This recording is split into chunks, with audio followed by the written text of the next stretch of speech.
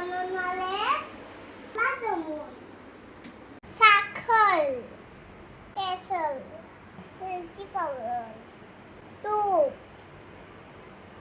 दूध, गुलाबजामुन मिक्स, पीठ भिजून घेऊया.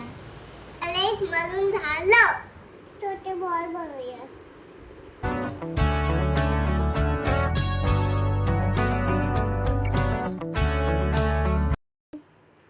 अर्धा कप पाणी, वाटी साखर टाकूया.